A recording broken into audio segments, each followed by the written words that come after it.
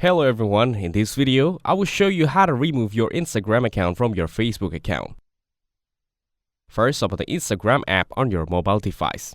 Then, tap on the profile icon at the bottom right corner. Now, tap on the three lines in the top right corner of the screen. Here, select Account Center from the menu. Next, scroll down and tap on Accounts to view the connected accounts. Here, you'll see both your Facebook and Instagram accounts.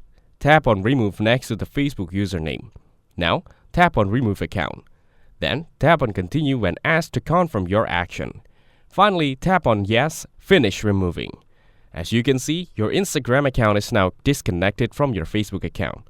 Thank you guys for watching this video. Hope you got some value. Make sure to like the video and subscribe to the channel to get notified of new video. See you in the next one.